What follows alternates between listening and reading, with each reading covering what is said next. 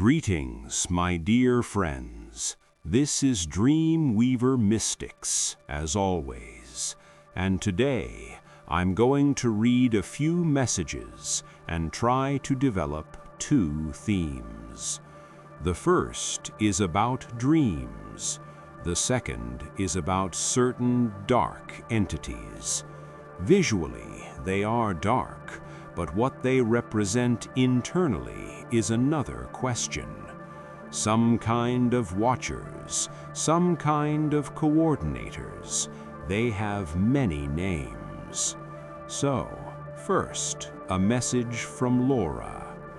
Hello, Dreamweaver Mystics. I watch your videos with pleasure and want to thank you for your interesting thoughts.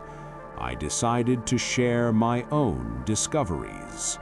Of course, everything we discover within ourselves has either been with us in other lives or comes from the information field of the earth. But that doesn't make these understandings any less valuable.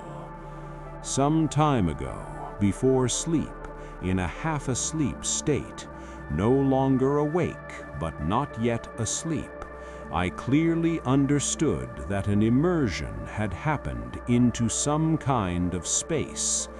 There, I experienced a wild, unimaginable, inhuman terror. It lasted a very short time. I saw some vague images. Even the air became thick, and it was almost impossible to breathe.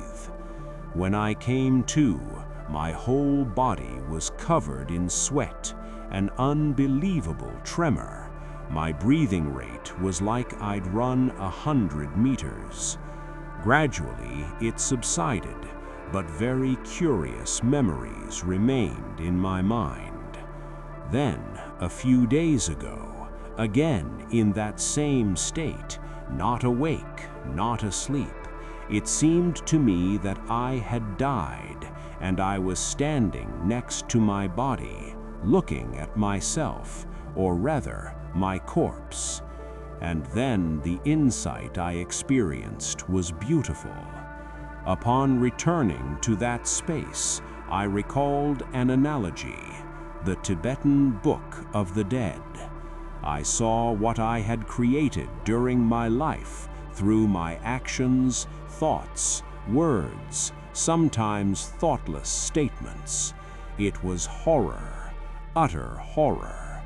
Everything was dark and terrible, and between all these images, little butterflies flew around, as I understood, bright, good creations. A clear understanding came.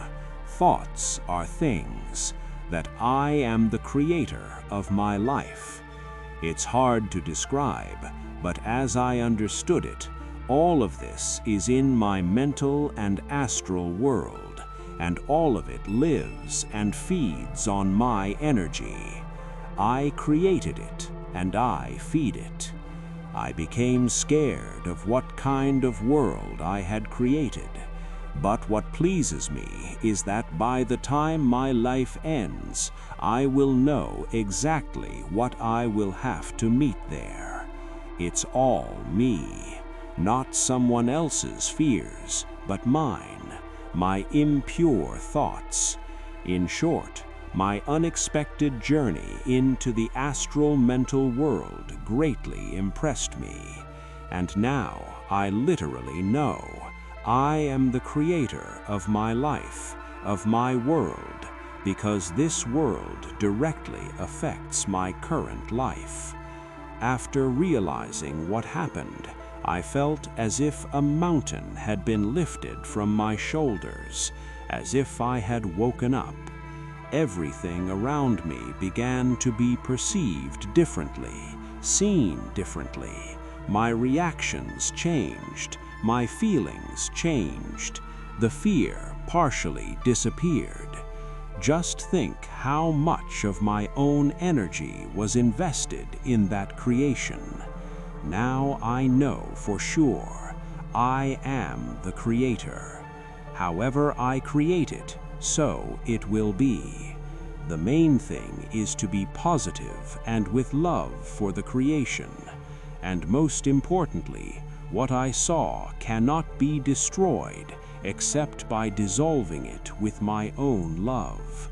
To love it and to return the energy already invested in the creation back inside myself.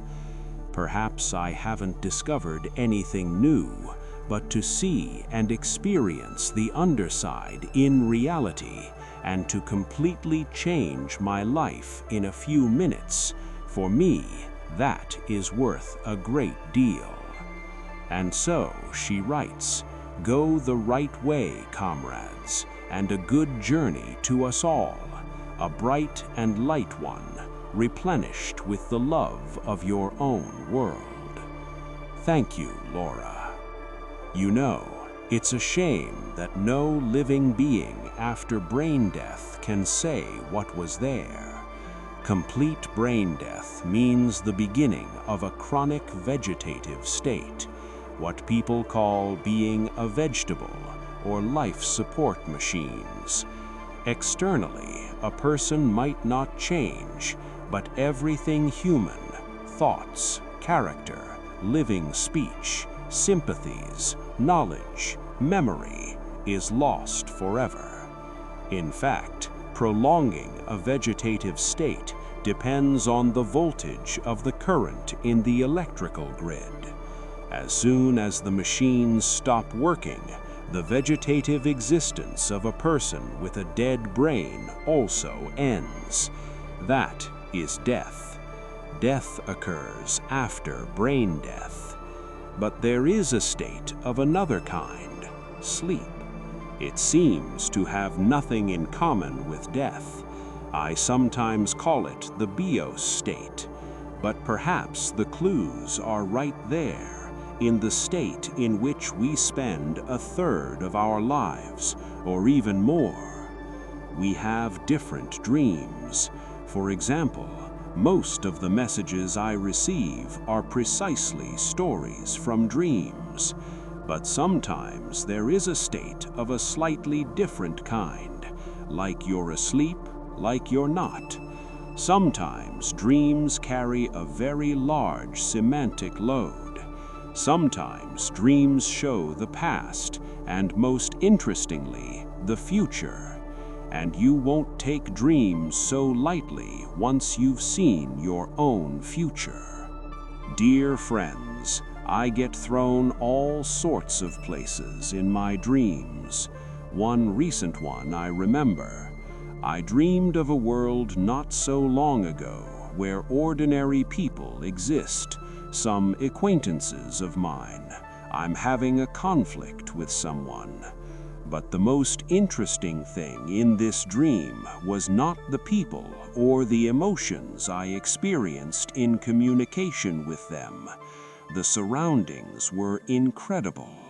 I was in some kind of cafeteria, in some rooms, some kind of premises. There were ordinary women there, normal people.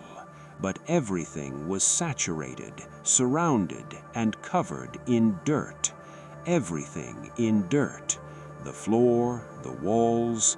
There was no dirt only on the people themselves and in the places where they were doing something. The dirt was cold. I even felt it through my shoes. You know when you have thin shoes and you feel it penetrating your boot. Cold, disgusting, a very unpleasant feeling. It's hard to tell. You need to see it.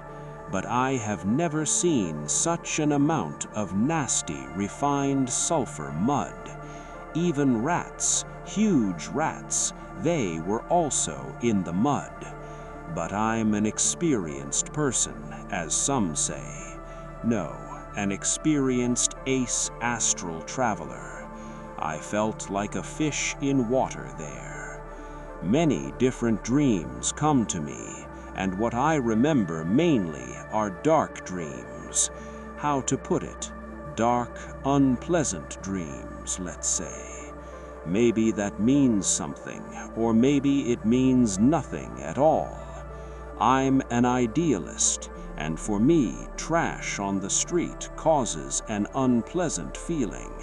I like everything to be clean, ideal, in its place.